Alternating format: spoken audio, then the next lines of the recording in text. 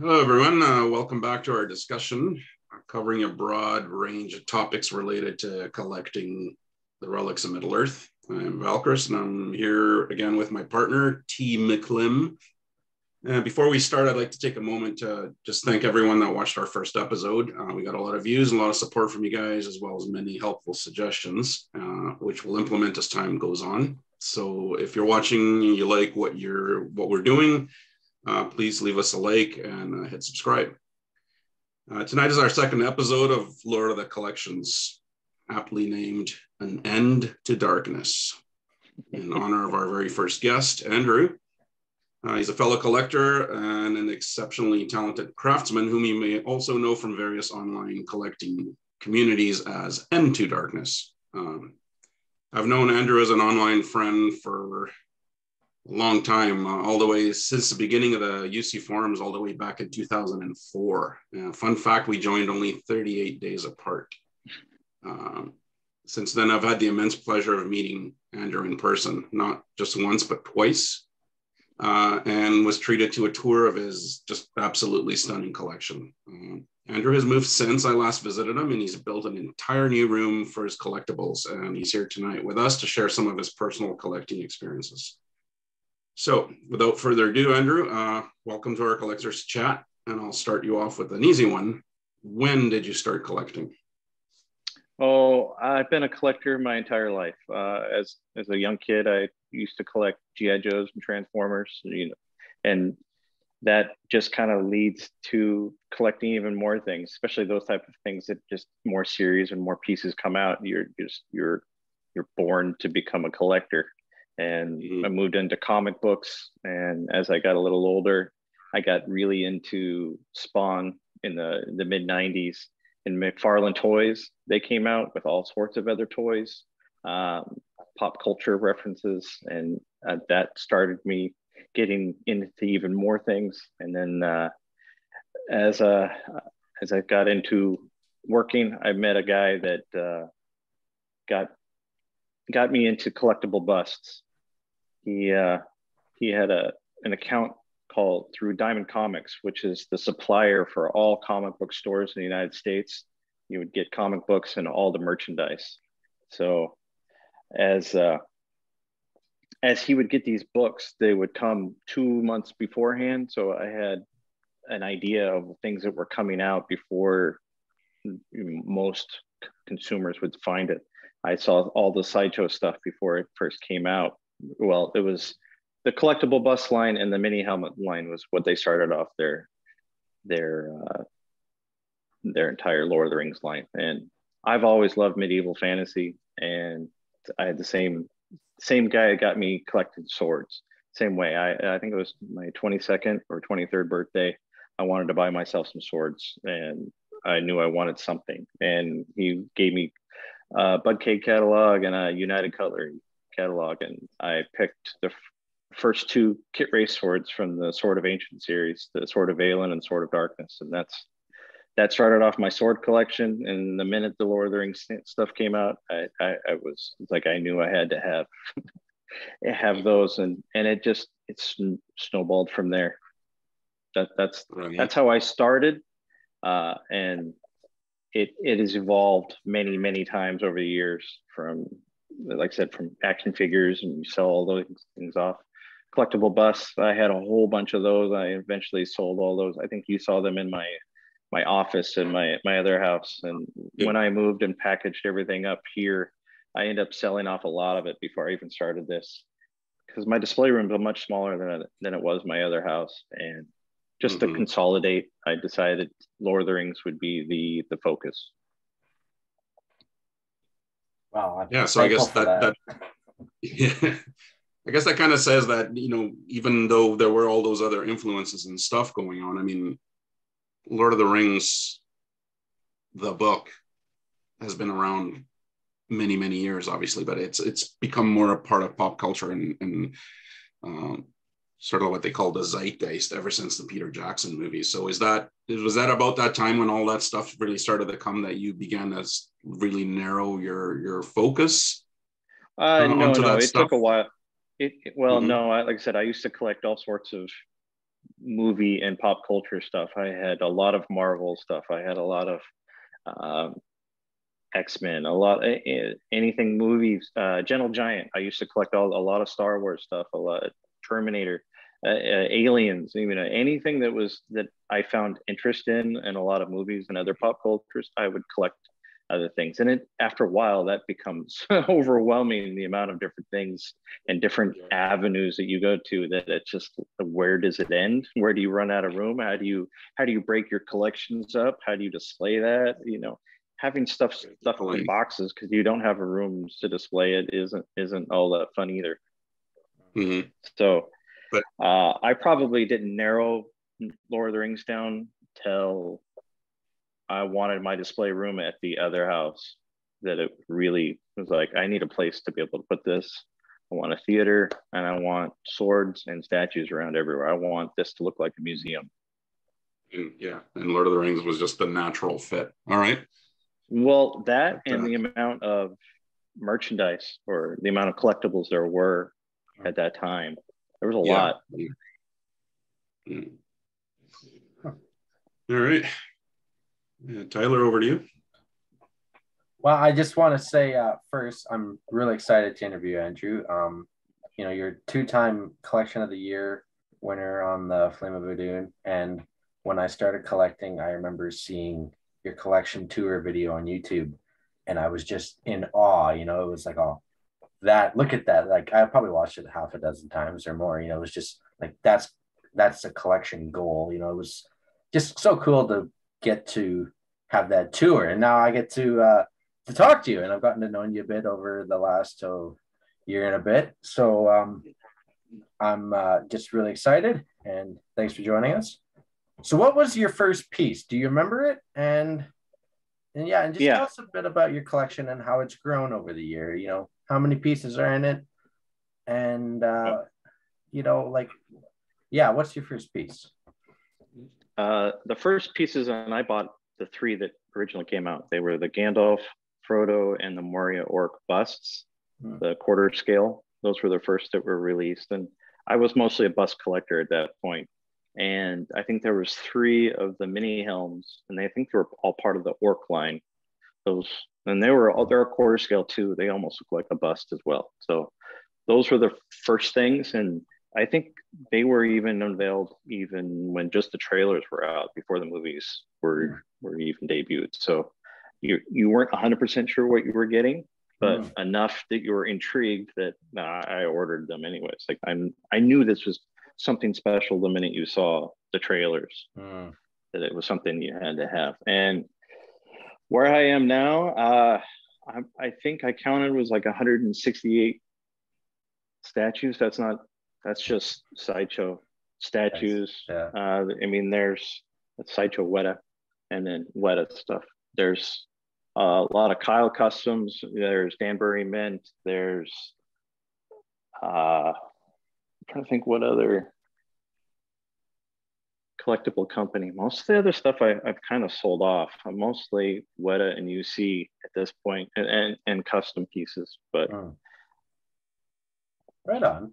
So do you have a philosophy to your collection? Like, do you collect anything from The Hobbit, Lord of the Rings? Is it just Lord of the Rings? Like, what kind of vision or goal did you have in mind for your collection when you decided to kind of just focus on Middle Earth, Lord of the Rings? Like, do you have a philosophy, or do you just collect what you like? Or I collect what I like and what looks visually stimulating or interesting to me.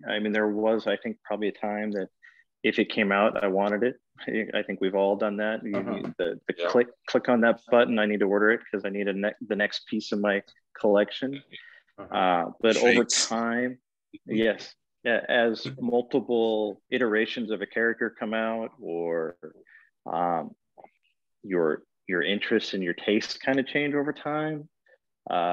Like, I got really into the Hobbit hype when it first came out, when the Unexpected Journey. I followed everything that I possibly could, watched all the little documentaries they had, all the little vlogs from Peter Jackson, any picture promo thing I could.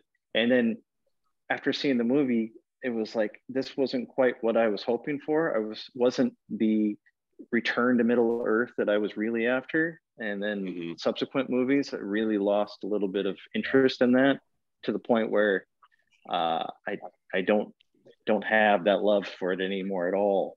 That even seeing some of it doesn't quite do it for me. And being a prop maker and being somebody that goes over the details with a fine-tooth comb, continuity was one of the bigger problems I had with that return to Middle Earth. It's like I've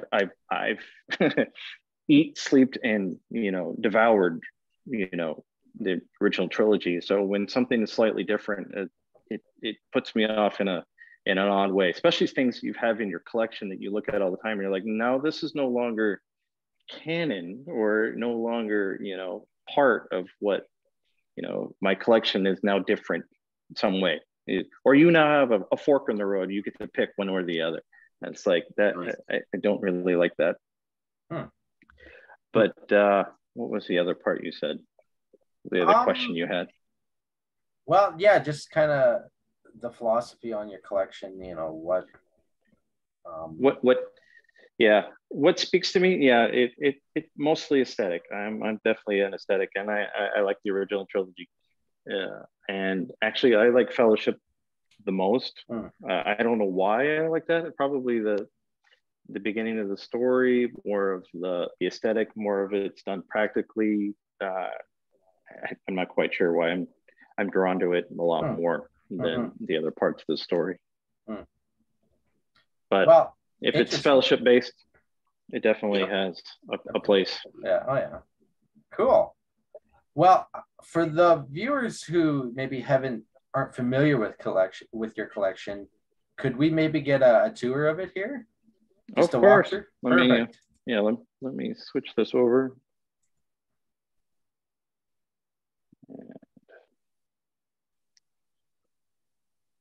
All right. Okay. So we're going to go over the weapon wall, which is all plywood clad, and it's got French cleats on it.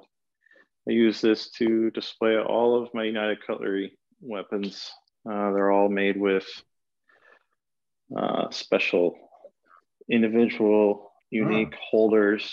I think I can show you one while we're at it. They hold on a French cleat, and there's magnets underneath the felt that allows it to slide and hold on, and it looks rather minimal. So I can pick them up and move it wherever I need to if another piece gets moved in. And right. The helmets are a little bit different. They have a piece of flat bar that's bent around, attached to the French cleat, and then there's a wooden circle on the top that they sit on, but everything's still custom made. Soren's a little different. It sits at an angle. I made a foam piece for it to sit on, and it just fits snug inside the top, right where I need it to fit. But everything else is kind of the same, just slightly different in dimensions, except for the crown that I made. It has another unique holder to fit on there, and just cradles around the inside of the diameter. I did the same thing for Elsour's crown. This is the weta staff, and it has a slightly different, the weta holders are very odd and unique as they are. And I'm not a huge fan of them, but let's see, let's move around to a few other things. The display cases, like I said, I made these. I really kind of wish I would have gone a little taller, but I was a little limited on the slanted ceilings. This is a custom metal laser cut silhouette. I actually designed it from the highest resolution photo I could find and traced it and had it done on a fairly local place because I wanted it large enough to be able to get all the detail in, Aragorn's, arrows in his sword, and Merry holding a pipe. A lot of the ones that you find have been very minimized from the amount of detail that's in it. Same thing with, like Gandalf's staff. I mean, a lot of those that you see on stickers on cars and t-shirts and stuff, they're very minimal. Right. Let's see, the mantle I made. Actually, all the woodwork in this entire room, I did. I made this box. If not too many people will probably recognize it, but it is on the mantle and bag end. So I wanted something to help tie some more pieces that it's obscure, but if you actually pay attention to the details, you'll recognize other pieces in here. My Middle Earth map. Well, and then even the Aomer, it looks like you've added the mini helm to that bust. Yeah, I think is a cool improvement. It still needs to be finished. All I've done is grind off his hair, and you actually have to drill a hole in his head because the helm has a little spike or a tube on the inside that holds it on the holder, unlike the other ones that have a dome. So to get it to fit. That's cool. I didn't realize you modified that one because I remember you did that with Isildur quite a while ago. Yeah, that's over there. There he is. Yeah. That one's a lot easier. You just grind the hair back, and I painted it black. Didn't have to. This one, I'm going to have to resculpt some hair and paint it. But it definitely, they work. I mean, everything that Weta has done is quarter scale, so they actually do fit. I think if you were going to do Theoden, it would take quite a bit of work. But a few of the, what is his name? We go by Oh Brother, which is the guy that sells them, but I think it's Jervy is his name, that does the half scale busts. Right. And that's a custom sign I made. I started that at the beginning of the pandemic. Wanted something else to go on top of the. Right. And the lantern I just recently did. And that is the hobbits and the border, the bounders. Is that what they hold? Or I know say it's that again. The lantern. That is. Those are on the signposts, and they're also on the doors of the individual hobbit holes. So you'll find them throughout Hobbiton. You'll find a whole bunch of different ones. Min has done a whole posting on the forum on all the different mailboxes, lanterns, signs, you name it. And they're all just slightly different color, all sorts of.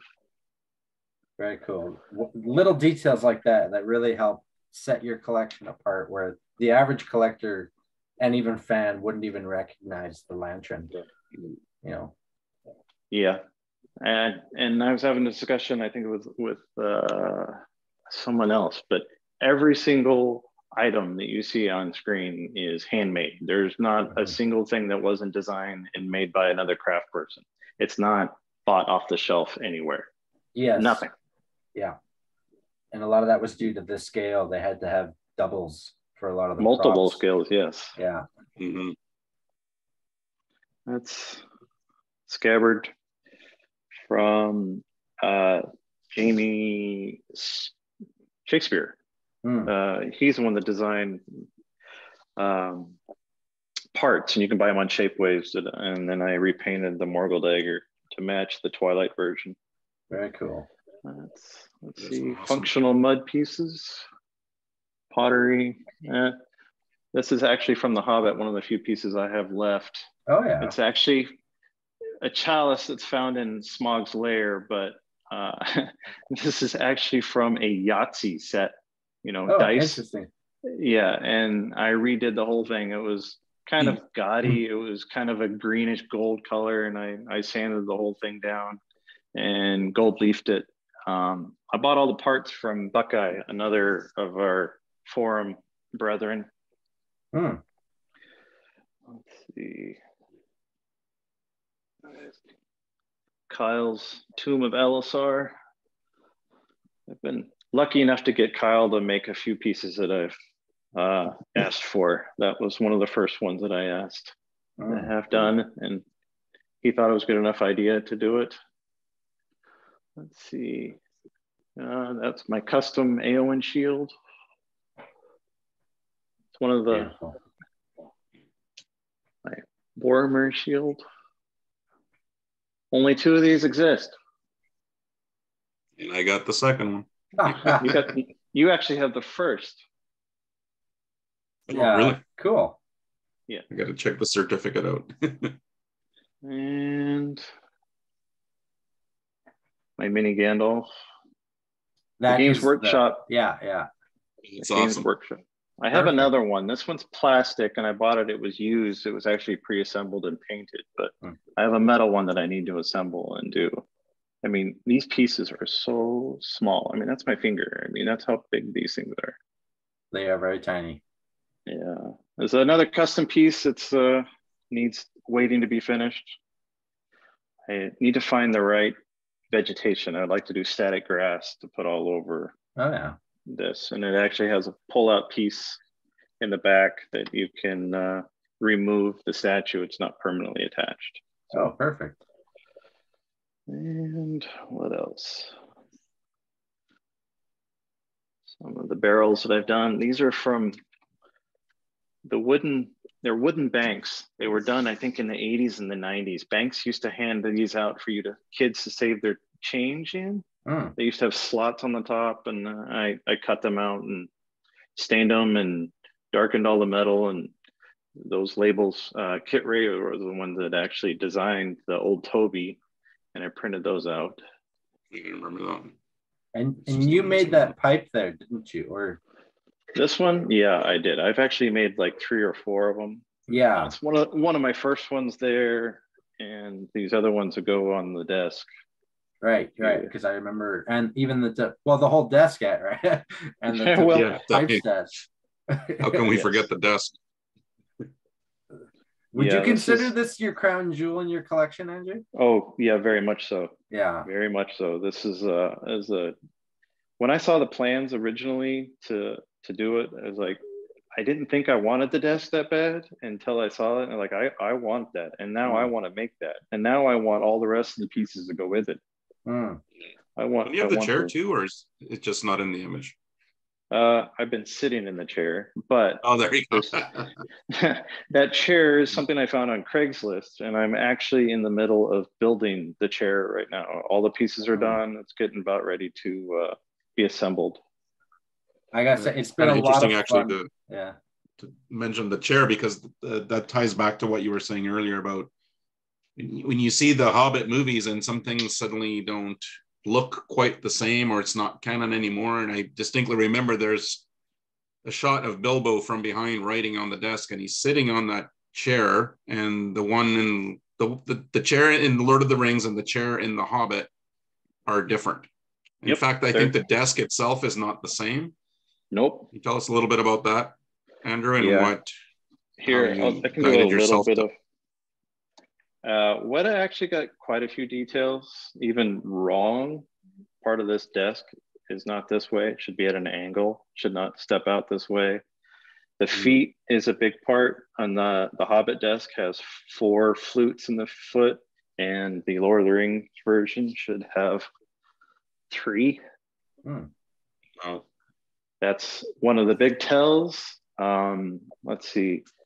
The Hobbit version also has a slit down the middle here where it breaks up into another piece. That's a different version from the Hobbit versus the Lord of the Rings. Should be one solid piece. Those are the big tells that I know immediately by looking at it. And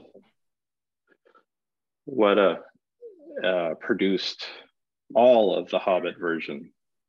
Everything that I could find for their reference that they used is from the Hobbit and not the Lord of the Rings. Even though this is labeled as a Lord of the Rings 20th anniversary piece, it follows the Hobbit. Same thing with the book stand. There's a lot of little details that are different. The holes are lined up in a different spot, thicknesses of some of the other pieces. Some of the way things line up, they're just slightly different. I mean, the couple of seconds that it's on film, you're probably never going to notice, but same, like I've been building the chair right now, and if I look at the reference images, Bilbo sitting in his chair has a red cushion in the Hobbit, and it's green and white in Lord of the Rings. So it's all those little things that that add up. Same thing with all the little vials and all the little props and all the other little things that are all over. Same thing, books, you know, all of that stuff is just slightly different. Mm-hmm. And for those who haven't followed this build, that is a completely functional desk. Like the drawers all work. You know, it all works. It's been a joy to watch you build it, and then all the little props that go with it. It's been a lot of fun to kind of follow along.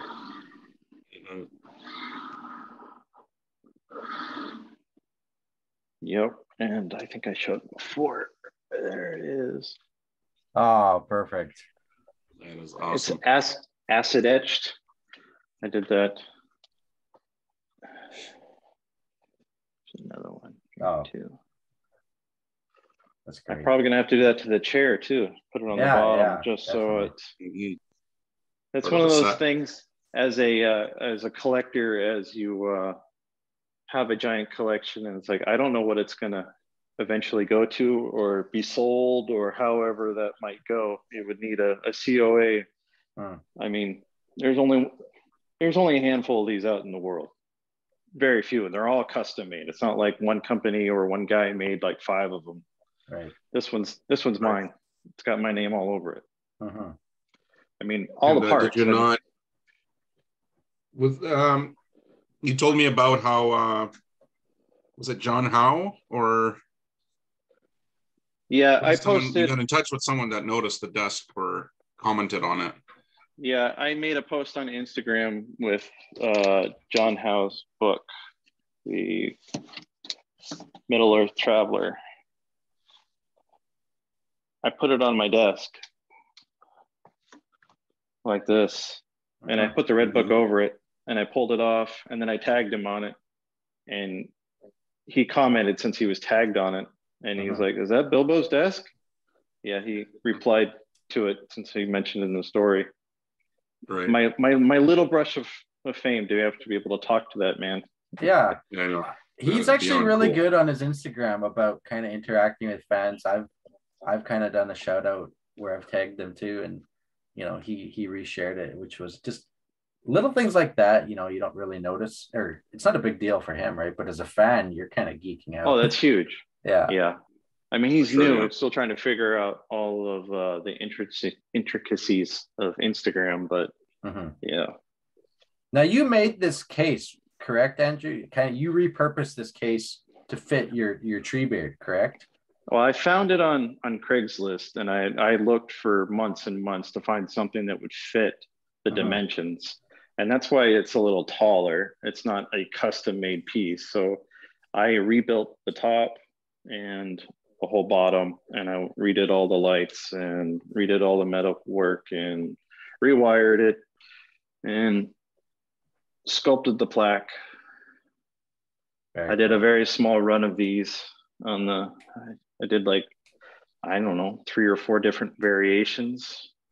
Mine's a little bit different.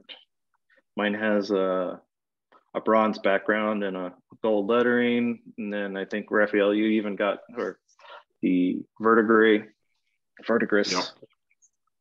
version for yours. I did one with a rock texture. I did one with, I think, green vegetation and stuff. Grass, static grass on the top of another one.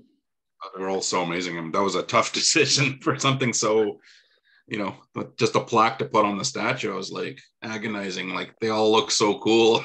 You almost want each one and then just switch them out on a whim. But so this is one of your cooler custom pieces, is the Spear of Aglos, because it is all aluminum, correct? Other than the shaft is. I like this. It has a bunch of defects. This is the good side. The other side has got so many pits and stuff from the casting. It's not a full product, but the collaboration did not go very well, and this is what I got out of it, because I donated my version, one of my castings as the master for it, and the plan was to make more for many other people to sell them. He was going to cast them, and I was going to make them, and produce the poles and sand them and paint them and made sure that they fit and all that kind of stuff. And it just fell through. Communications, just like you say, is the key. And it's not an easy piece to cast. Yeah, That's a shame. I had problems with my own resin version trying to do it. I had trying to make molds, and I had problems with I don't think you've seen this. Painted this for my own collection. This is a very long project that got started with the prancing pony. Very cool. And then you also have your own kind of custom shards of Narsil. Yeah, that's over here. This is a UC Narsil that I cut up with a Dremel. It's not an easy project to do. Stainless steel is not easy to cut with cutoff wheels, especially the the odd angles and the little tiny. Yeah, it's not an easy thing to do. But I would do it again if United actually decided to fix the length to match the new MC Andro. What else is custom in here? There's quite a few pieces in here. The map, this is where I was talking about the continuity between The Hobbit and Lord of the Rings. Everybody that's ever gone through Thor's map should know the placement of the X on the mountain. The Lonely Mountain, that's one of the biggest tells, but it's one of those things that irks me to no end. Same thing with Sting. That discussion. If you look at Sting, it didn't have the engraving on the blade, but it has the leaf design that goes down the very middle. And if you're going to follow that philosophy, it should be added to and not have to be taken away, because they don't line up between the first Sting and the second Sting. Yeah. It's like, that just doesn't seem like something that would be done. Yeah. But there's another Bilbo's pipe that I made. That's another piece. There's quite a few custom pieces in here.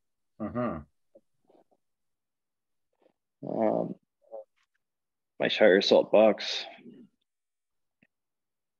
It's the finest sight in the whole shard. Yes, it is.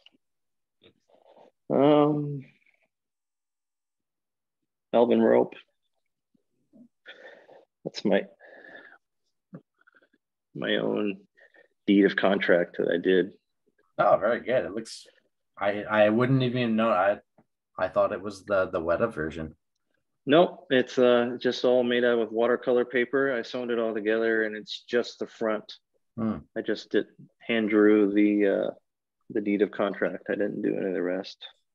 But I did, in the middle of some of my other projects, you have leftover silicone, and I did some of the dwarven coins, and you can see like the silver ones, because you don't see those.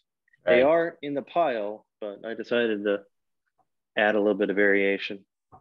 Same thing with scrolls and letters, things that add more to the rest of the display than just things that you can normally buy. There's such an atmosphere to your collection that you really feel like you just stepped into Middle Earth, because, I mean, for the average collector, i.e. 99% of us, it's, we got the statues, we got the weapons and the shields and the helmets and all of that, but that's essentially where it stops. But for you to just go after such incredible little detail, like the lamps, mugs, the paper props, things like that, it's really next level, man. Really next level.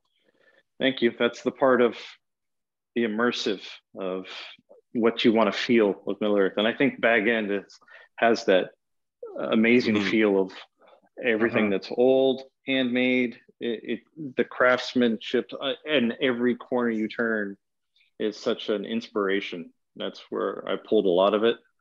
When you're designing a room like this, you could definitely add in details that would be permanent, that would turn this into a Lord of the Rings room if you removed all the items. And I've never wanted to do that, but I still wanted to have that feel.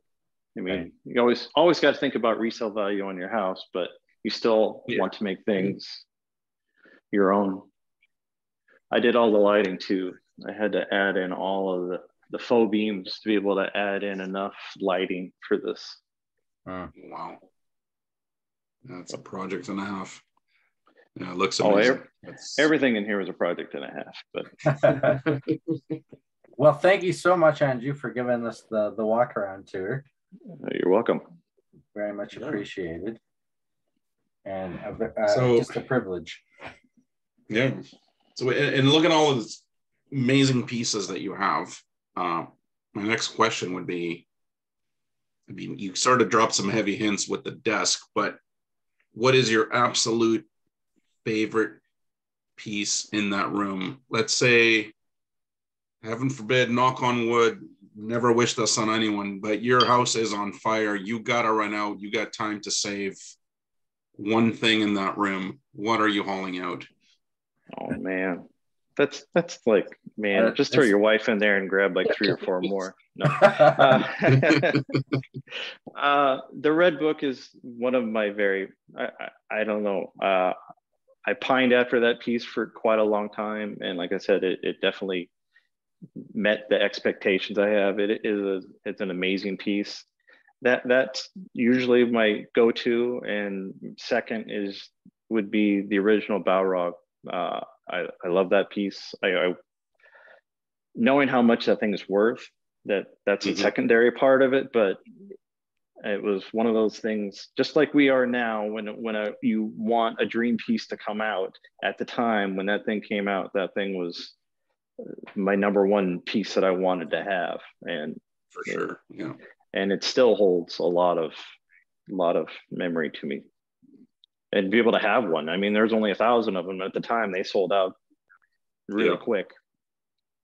And I don't know if you guys probably both have it, but the Weta Collector's Book that Weta created with all of their collectibles up to a certain year, they asked for, I think it was even on the forum at that time, they asked for photos and comments on things that you wanted to put. And they left my comment under the Balrog for,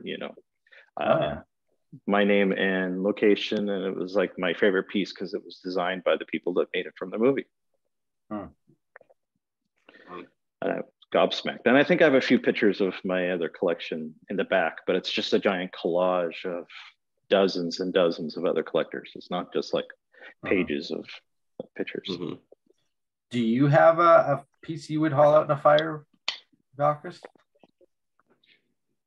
Ooh. I think I'd probably burn down with the place due to indecision, just taking way too long or trying to grab too many things. I'm a Libra, so I'm plagued with indecision about every little thing. So I hope that never happen, obviously. But you open a door and you just start throwing it out. Yeah, I know. No, I'd want to say Treebeard, but that would just not be practical. For one, he's big, he's heavy.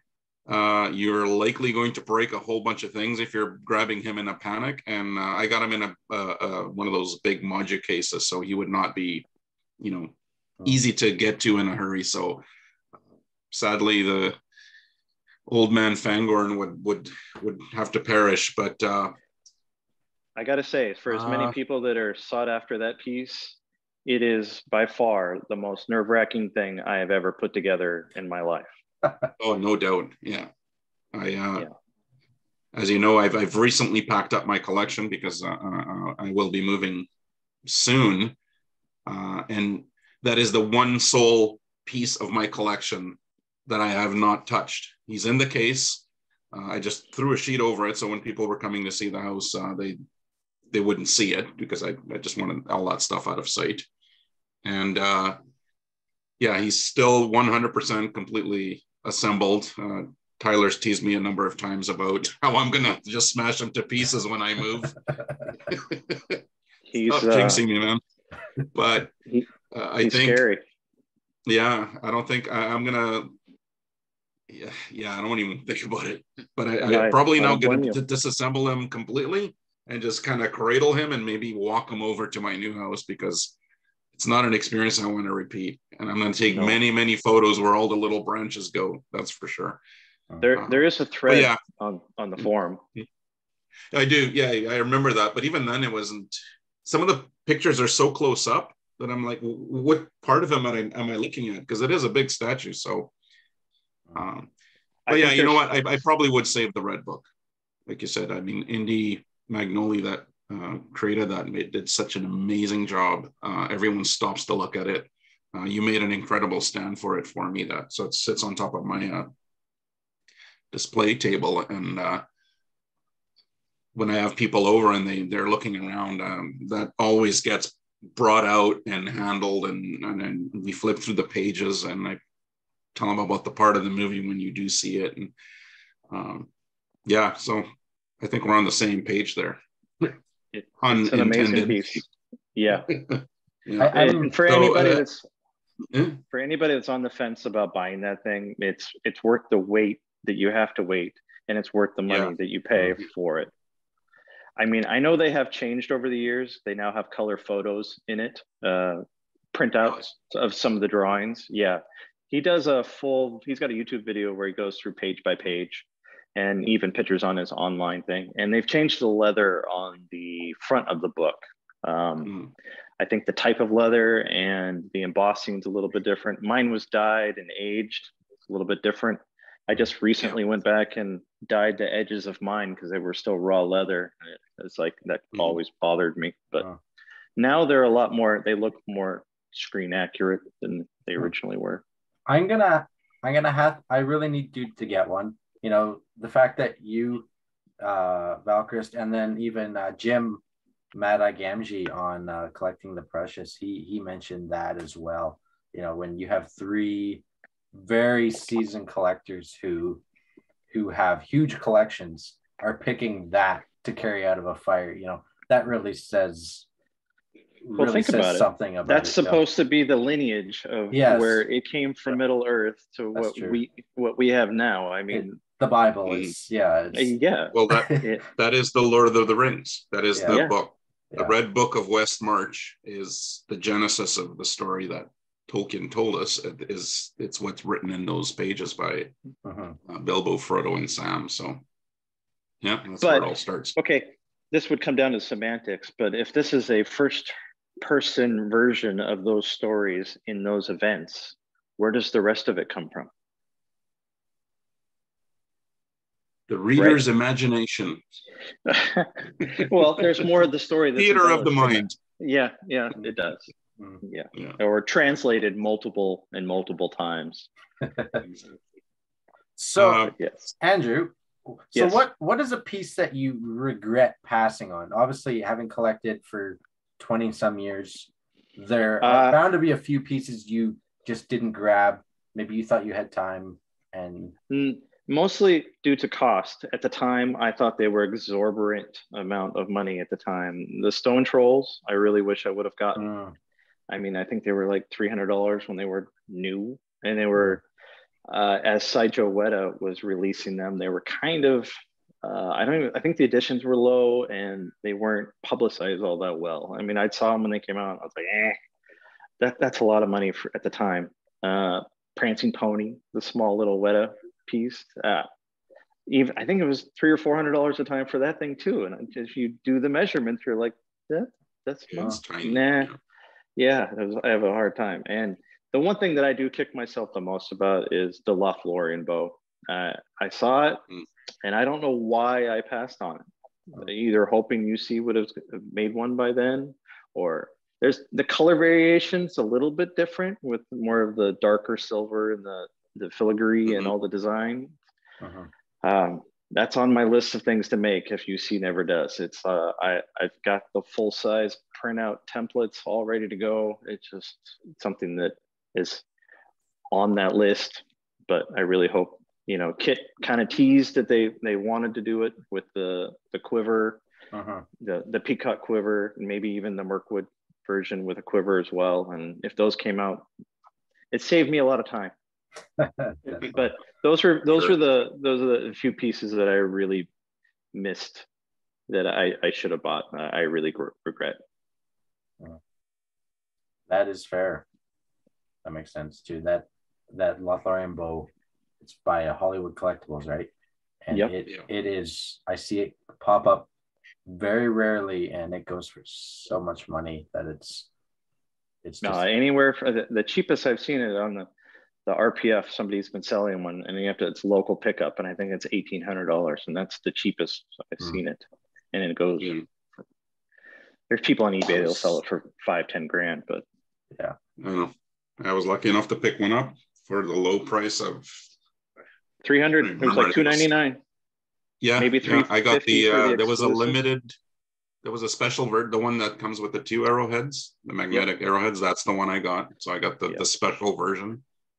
And it's just one of those. I had started collecting not too long ago, and I didn't get into it as early as you did. That's why I actually missed a lot of the early sideshow pieces. I don't have the original Balrog, much to my regret.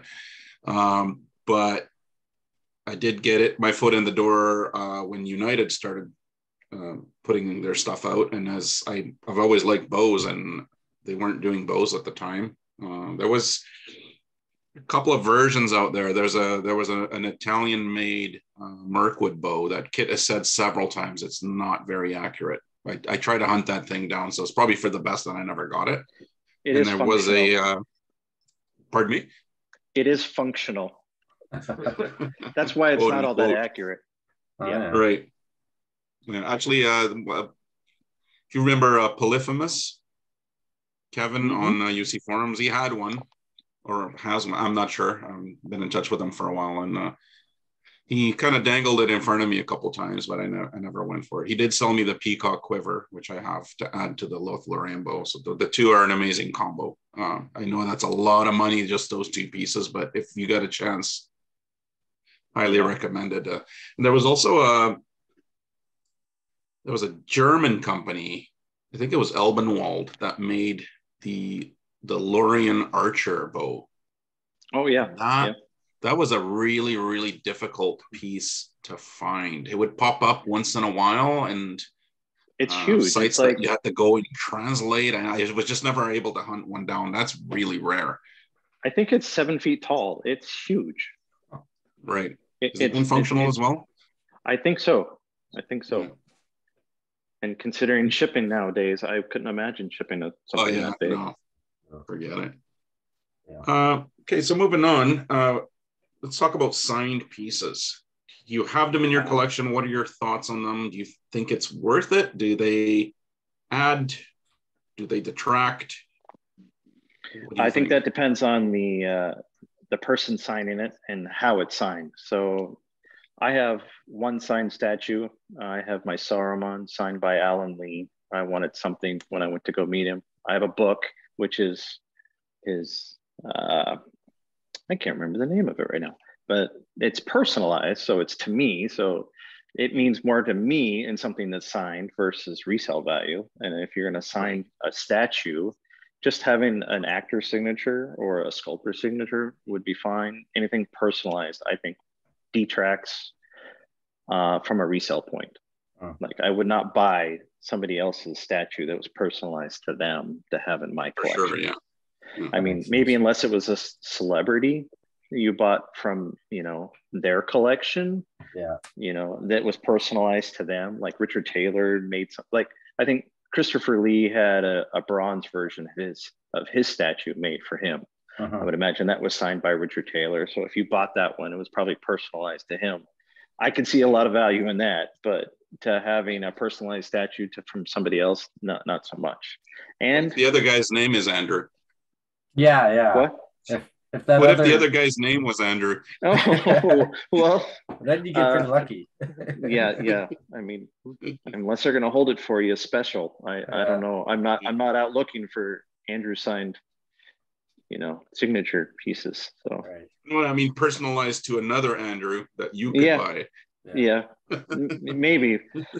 But I don't ever search for signed pieces that way. I mean, I've got some autographs, but I bought those probably 15 years ago when I was, looking for other things to buy at the time, to help with the collection, and things that I had framed and put them together. And I had ample wall space at the time. There was only a handful of things. So now, no, I don't see it.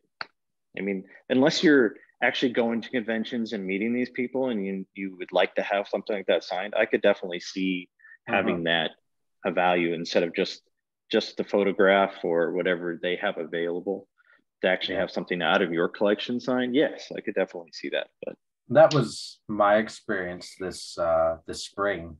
The four hobbits, they came to Calgary, and I was able to get an art print of that scene of Escape Off the Road, and I got them all to sign that, and so I think that really puts that particular piece over the top. Like it's signed by all four of them. It's a nice art piece, right? But with the signatures, it really makes it more of a unique piece. Like there's I don't know how many of them they made, 200 or some of them, right? But yeah, there's only a few of them that are going to be signed.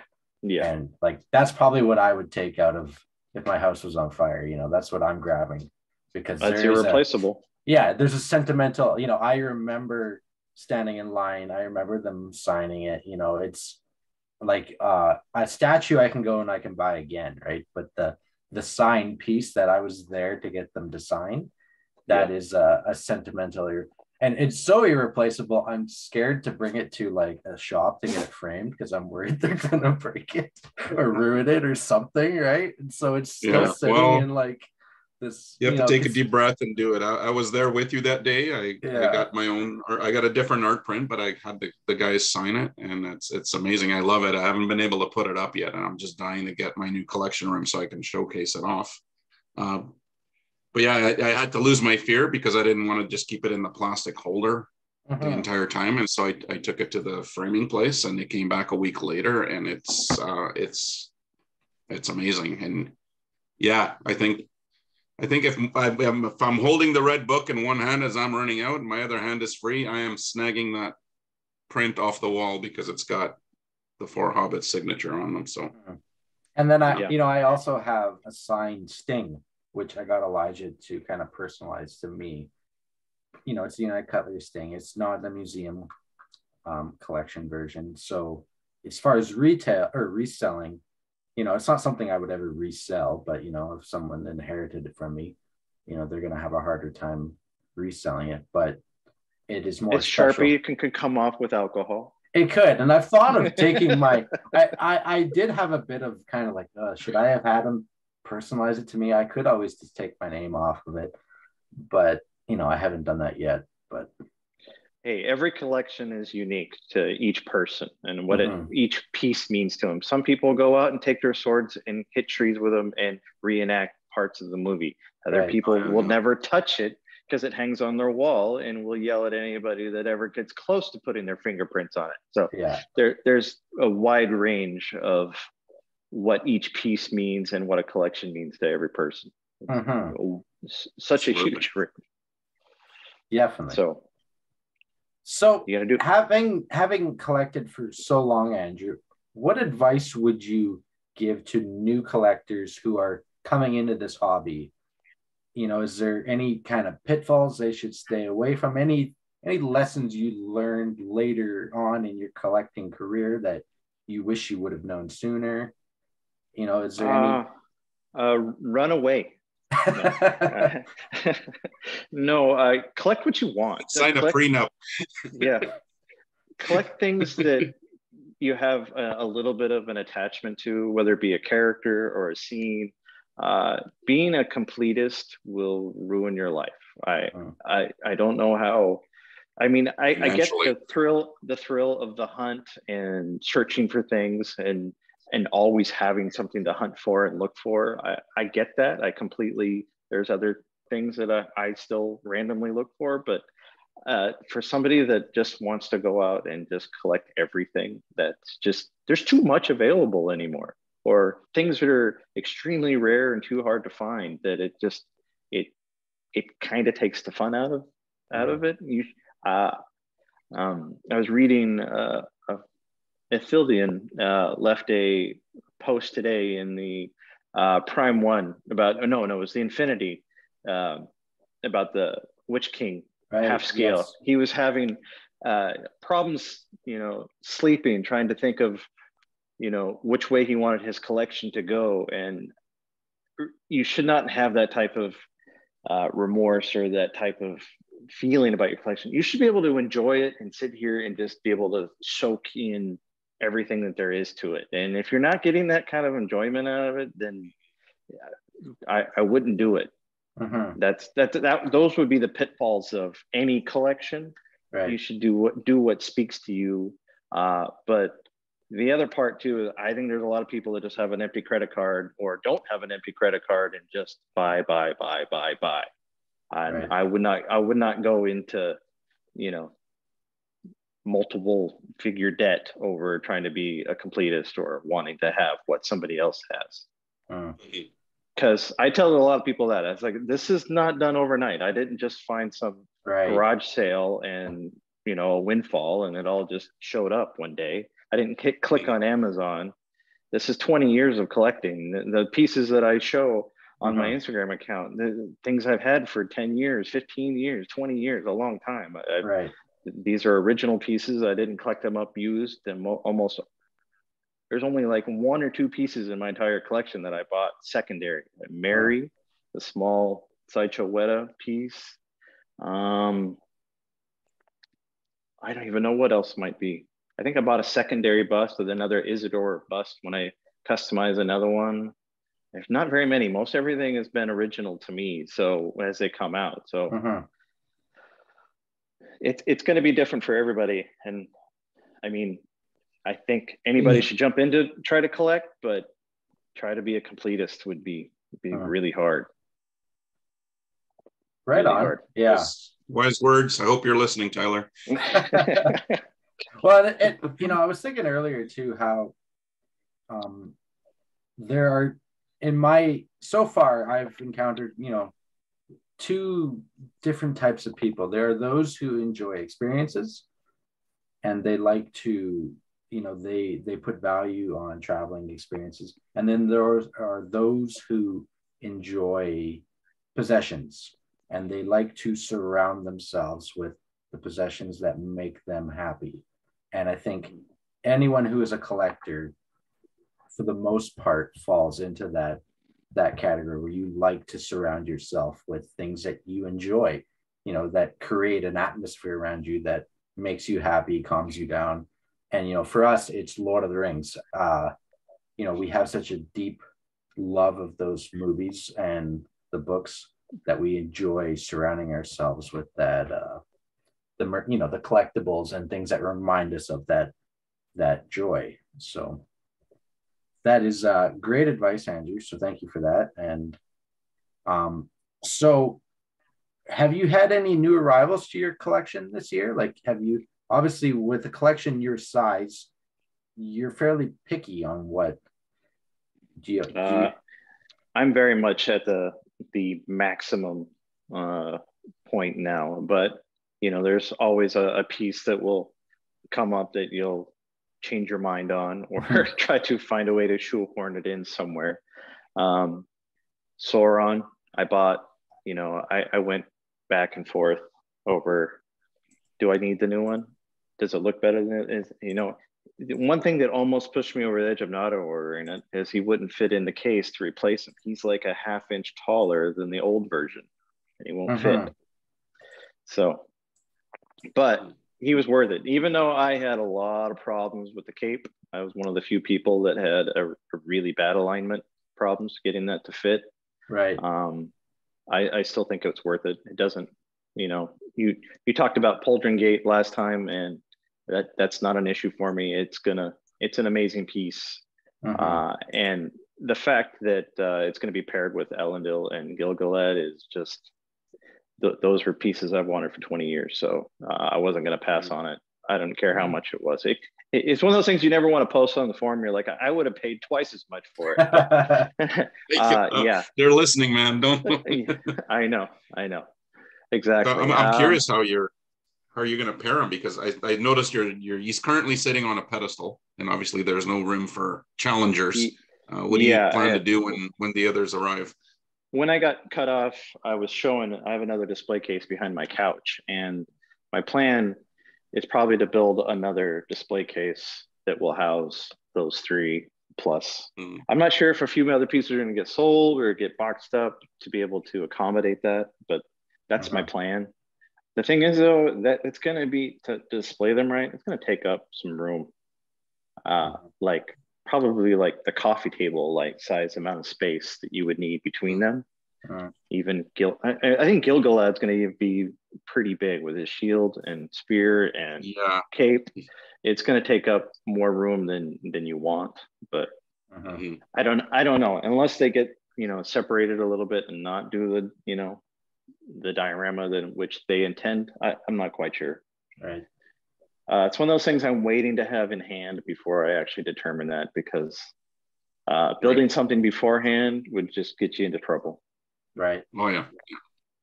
Yeah. So you added the Sauron, and then did you have any other? Yeah. Well, I think a few pieces have been out this year. I think the Argonath is another one, which everybody's been talking about. I think that's what has pushed a lot of people over the edge right now. It is an amazing piece with the defect down by the feet and where it meets the water. But like I said, I think that plagues a lot of them. So some worse than others. It doesn't distract enough from me. I like it. The one thing I wish mine had would be a little bit more vegetation, where the moss is growing on the rocks. Right. I'd actually thought about customizing it and adding some of the small moss, gluing some on there. It could definitely use it. I want to say that the file of Galadriel, was that released earlier this year? Well, it was announced at Comic-Con the year prior, but it came out. I think it actually this year, but it was from last year though. Yeah. So, well, wasn't the Argonath also announced last year? Yeah, I guess, but it joined your collection this year. Yes. It showed up this year. And then Eomer's spear showed up this year. Yeah. I had a few issues with that. I had to have a replacement. I probably should have showed it, and I customized the wall plaque for it. Theoden's helmet. That's another new piece that showed up this year. It's a great piece. It's one of the best newer United Cutlery pieces that has come out in quite a while. They did a really good job on it. Right. Much better than, in my opinion, than Eomer's. I think Eomer's, the shape was fine. I think the paint application is a little bit off from what it should be. Right. And I think, I want to say Theodred's sword was either late last year or earlier this year. So how do you like was there anything you could nitpick about it? It looks fantastic. It looks great. I have a small defect in the crown of the horse crown that goes on the top, the spire or the spike. Mine has a slight warp in it. I posted some pictures on the UC forum of that. Oh, yeah. Kit, and Kit said that was kind of bad, but it wasn't enough for me to warrant the return, because Bud K is in Georgia and it takes about at least a week to get things there and back.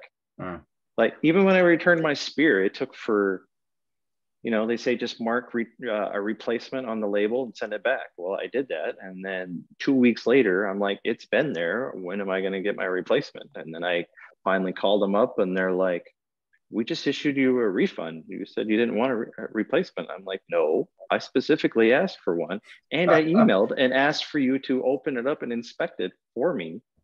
You don't remember this conversation? So I was like, you would not have to pay shipping if you're going to send me a replacement. And then they were going to charge me shipping to get my second one that I had to order. Luckily enough, I got them to waive the shipping fee and get me my replacement. But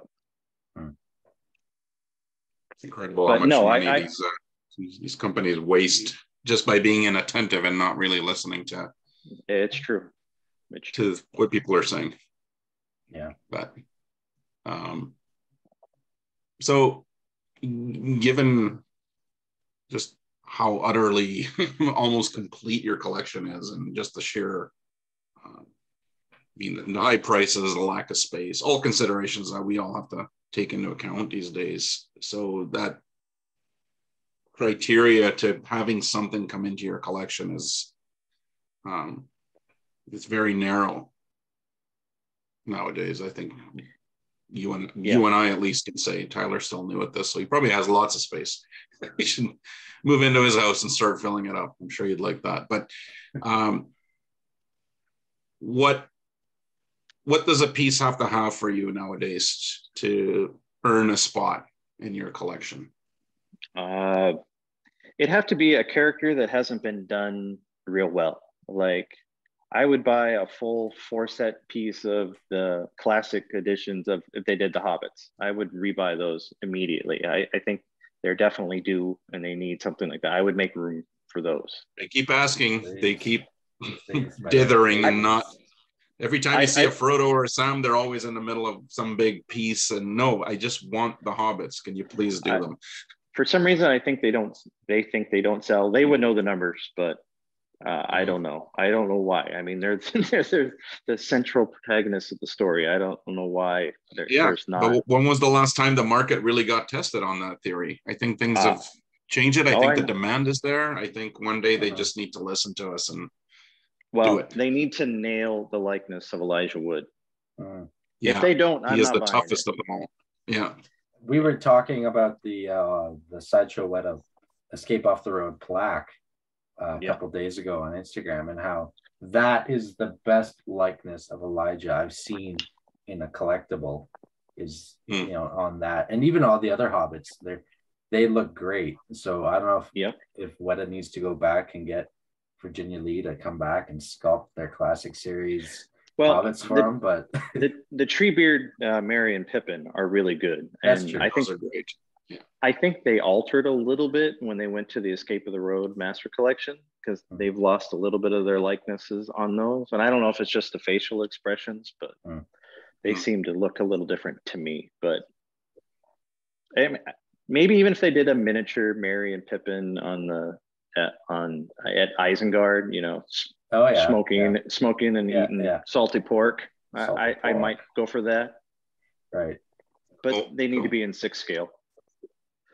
And those would be collectible wise. And, since I do make a lot of things, something needs to be unique and special for me to make and bring it in here. Or if there's a good spot for something that would really help accentuate something.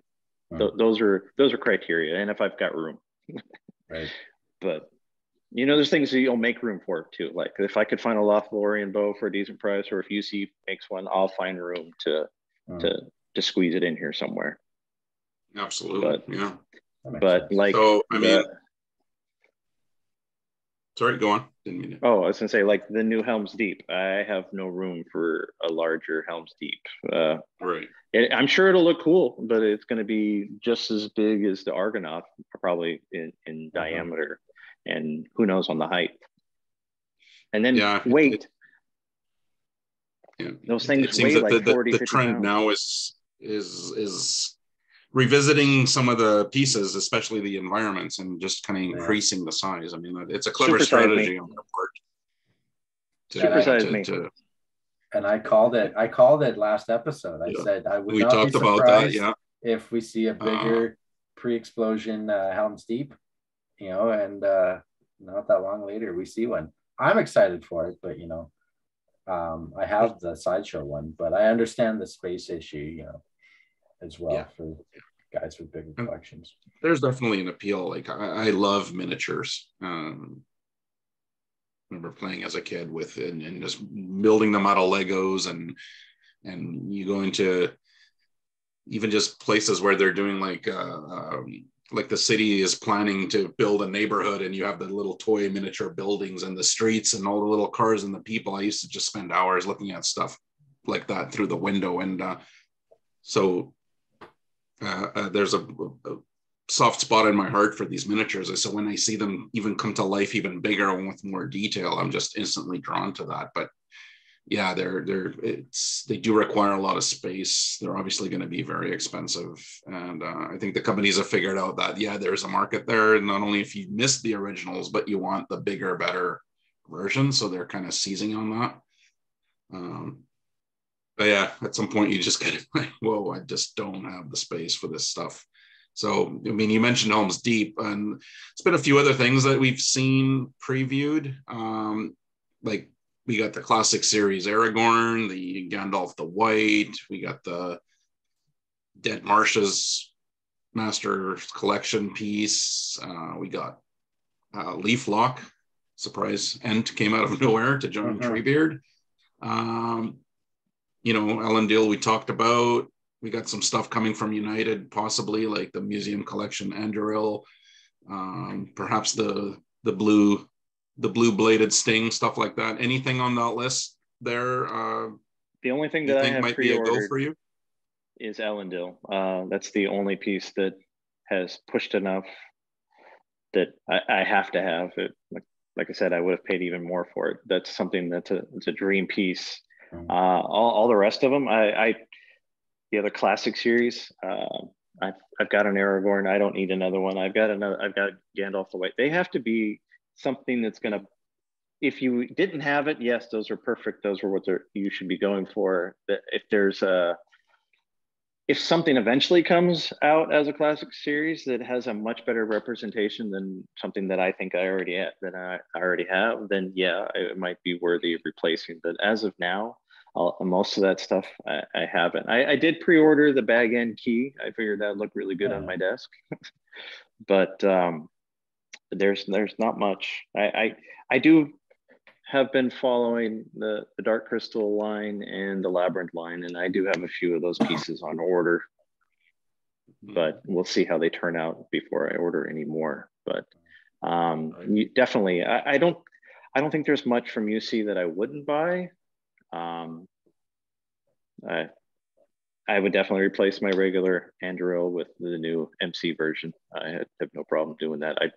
I've done that with all the rest of them. The only thing that I did sell my original Sting when I upgraded to the MC version. I kind of wish I would have kept it just to do some customization to it. But like I have another Glam ring that I've customized it. I removed all the plating off of the hilt and the pommel. But there's some things that are fun to play around with when you have a second one that's better and you don't mind destroying the other one. But right now, like I said, there's not much. Something's going to have to either know it's going to take its place to replace it. Like if I was really into Leaf Lock, I don't know what I would do to put it in my collection somewhere. That thing is huge. You'd have to build another case just for it, or something else would have to go. I mean, the desk takes up a lot of real estate. So, I would, yeah, I think so too. I think so too. Like I just sold my ring wraith to make up some more room to showcase more weapons, because we have Faramir's sword coming soon, and what else is possibly coming? Boromir's dagger. Boromir's dagger. Yeah. Yeah, you can squeeze that in there somewhere. I think those are, yeah. There's lots of teas. Since you sold your life-size Nazgul, are you interested at all in the Infinity life-size Nazgul bust? Well, we kind of covered oversized. It was like, no, I don't. I have a set of gauntlets. I have a half-scale Witch King and the classic series Ring Wraith, and those cover enough for me. I think it's a neat piece. I think the armor and stuff looks cool in the base. I'm not all that thrilled with the cowl. I think it doesn't quite look right to me.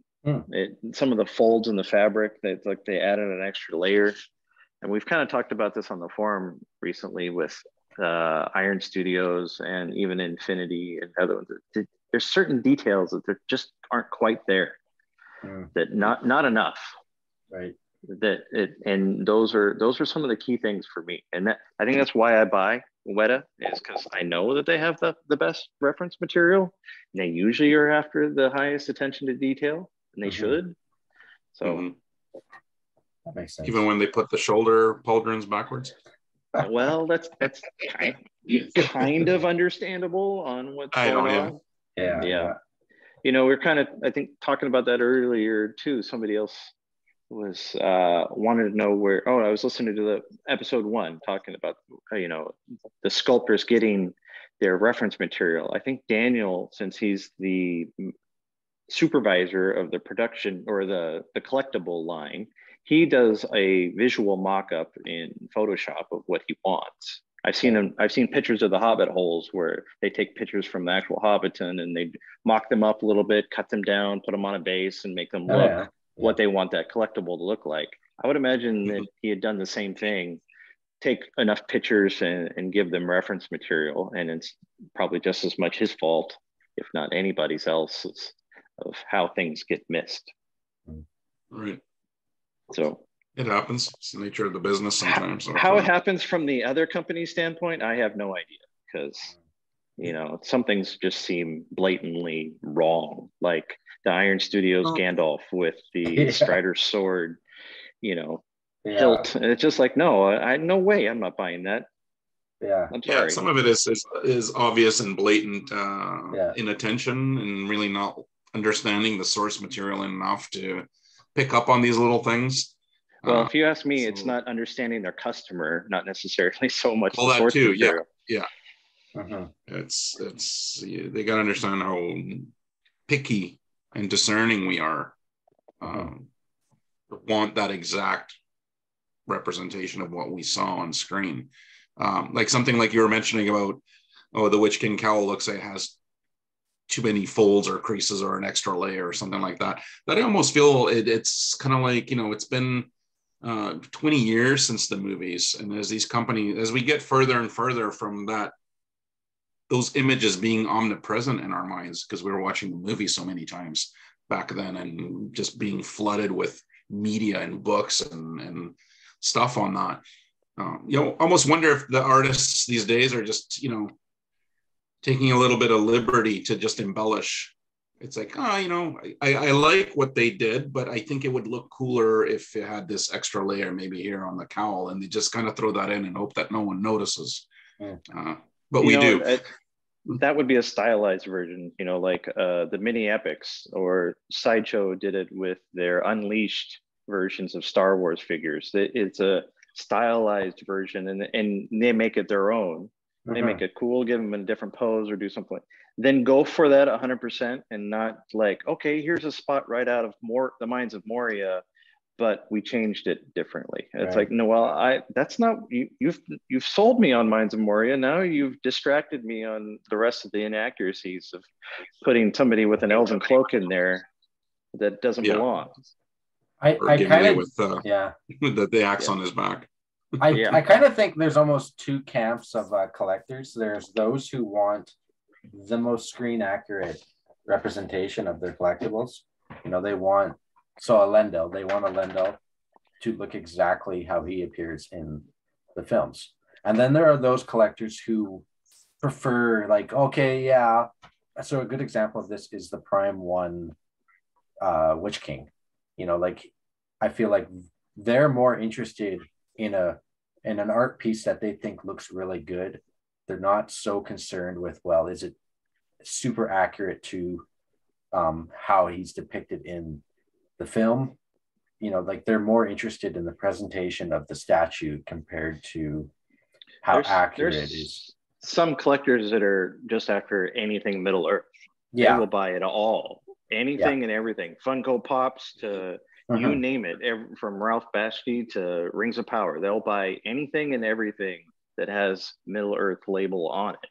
They're not discerning at all. They love that fandom no matter what it encompasses. And then there's definitely people that are, you know, sectioned off into, you know, I want everything that I saw on the appendices in my room. I want to see, everything that Weta and Peter Jackson made. I want that kind of realism and attention to detail. That's what I fell in love with and continue to fall in love with. I still watch the appendices and go over it, and it's like, that's a book for anybody that ever wants to make anything and how to do it right. They've got hundreds of hours there for you to go and watch. There you go. I mean, so we've kind of been talking about stuff that's been released this year. Is there anything you would like to see Weta, United Cutlery, some of these other newer companies release in the coming year for the 20th anniversary of Return of the King? Is there some pieces that you're like, I've waited so long, like a Landale, to be made, and you just really hope it gets made next year or in the near future? Denethor. Quiet back there. Yeah. Quiet. There's always the be careful what you wish for situation. Right. Like, I would like a Denethor to represent it in my collection, but if he came out with a throne that would, I don't need him on fire. But if he came out on a throne, I don't think I've got room for Denethor on throne. I would like a classic version that he was a little smaller that would fit in. But I have a feeling that he will be on a throne if he is, which would take up, I don't know. And then, like I said, then you have to make that decision if it's worthy to replace something else. And that's where I'm getting. So there's not a lot that I have to have. Like I said, I'm almost everything that United Cutlery will make, I will probably buy. Most of the replicas. Find a way. But I don't have a dream statue that would come from Return of the King that I'm aware of that I need. Like I said, we talked about other pieces that I hope that they eventually make, like the Hobbits. I actually, there's one piece I don't know if they will do it, but Frodo at the crack of doom holding the ring. That iconic moment. I mean, there's not much more of a pinnacle moment in the entire series than that. Right. I mean, the destruction of the ring. The eucatastrophe. Yeah, I mean, you see the wear and the dirt and everything on Frodo's face when he's ready to drop the ring. That's a piece that needs to be deflected. I actually asked Kyle a while ago. A couple of years ago, he did a digital sculpt of Frodo that he posted, and I'm like, can you take that and then modify that and make one? Because no one else seems to want to do that. That would just be. You don't even need much of a base, just the tip of the edge and just him standing there. But I know Daniel very heavily hinted that we were going to be returning to Mount Doom next year, and I with the theme that the Master Collection statues in the last 2 years have kind of followed the Ring Bearer's journey. I kind of think there's a heavy hint there that the Master Collection next year will be at Mount Doom, and I'm wondering if it is not necessarily Frodo holding the ring, but maybe Gollum and Frodo just about to go over the edge, or maybe it's Frodo, or maybe it's Sam carrying Frodo up Mount Doom. But I agree. I would love to see that just a standalone Frodo, even of him holding the ring there, because like you said, it's such a great moment it's the moment in the film. I have both of the things that you mentioned, the sideshow miniatures of Sam holding Frodo and Frodo. Oh yeah, that's right. Yeah, they made those. Yeah. They're smaller. They're not the best likenesses, but they definitely enough for the scene as of now. I mean, I just picture if Weta was going to do it, it'd be something huge at this point. It would just be gigantic and glowing lava on the base and a smoke machine. Yeah, exactly. Well, if it's I'm surprised they had. Yeah, and then with speakers in there playing, the soundtrack. Don't give them ideas. Don't give them ideas. Well, that's where they're at. They're like, what can we do? There is no limitation. I mean, it's is somebody going to buy this? And the Dead Marshes has proven that let's push things to an artistic level that you really couldn't before. So, what the end product will be the biggest question.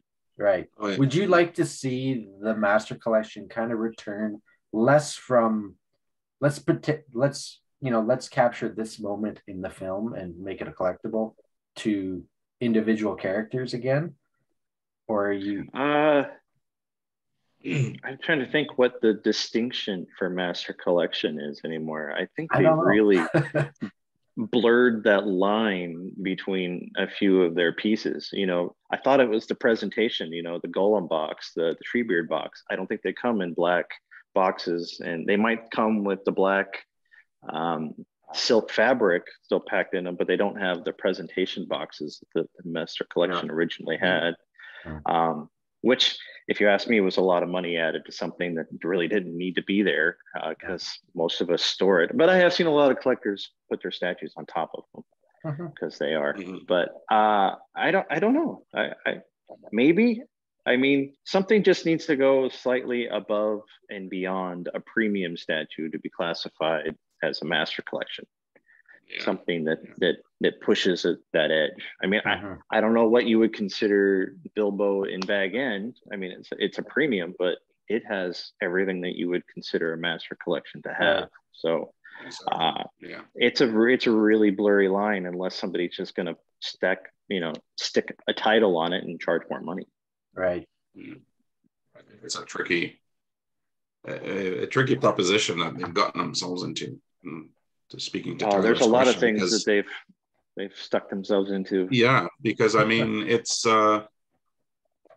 certainly they're doing well, and the additions of sizes of these masterpieces are showing that they have a market and there's an audience, and people will pay the premium for them. But I mean, for me, the only one that I own is Treebeard, and that was more about owning the character than necessarily the moment that was being represented.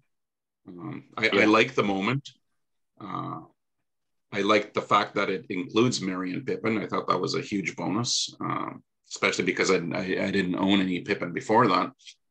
But I mean, for me, the risk is that if they're going after capturing that one scene, that one moment that we've been seeing ever since in these masterpieces, is that it really has to speak to the specific collector, that's something that resonates with them in order to pick up that statue. Like you said earlier, there's the people that will just buy anything that has the name Middle-earth on it. So that they're covered. But for others, like for example, when Gandalf on cart with Frodo came out, people were just going insane over it, and how this is Middle-earth. This represents everything that the spirit of Tolkien and the story and this and that. And I'm like, well, sure, to you maybe, but not to me. I think it's a great piece. And this is my mantra: if money and space were no object, I would own it all. Of course, I would have bought it, but it's. I thought it was a lovely moment in the movies. I watch it every time. I remember it fondly, but not enough to make me want to buy the statue and pay the kind of money that they were asking for it. I contend that the likeness of Frodo was not particularly good on that one piece, so that helped firm up my decision not to get it. Same thing with the Dead Marshes. I think it's kind of overdone. I think that's a piece I might have gone for if it had been done differently. I had a vision in my mind when the rumor started that something like that was getting made. I think a lot of us, of course, we always imagine things differently, but it turned out very different, and it went from already a small chance that I would like it for a part of the movie that's just, again, a passing moment for me, to them turning it into very specific and really taking it to a whole other level that it made me go like, nope, not at all. So I think the risk for them there is that I think they end up losing more potential buyers by focusing so much on that one part that you absolutely have to love, because let's face it, I think there's very, very few people out there that love every single minute, every single second, every single frame of those movies, that they would just buy any one representation of it. So that's my thought on that.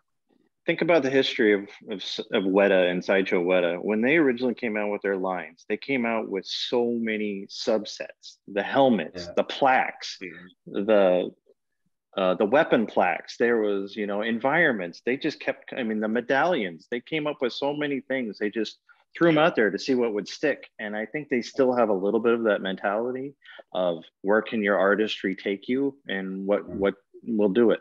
There's probably a minimum of what they need to sell to make something do it, or they're passion projects. You know, if an artist speaks to them and they do it.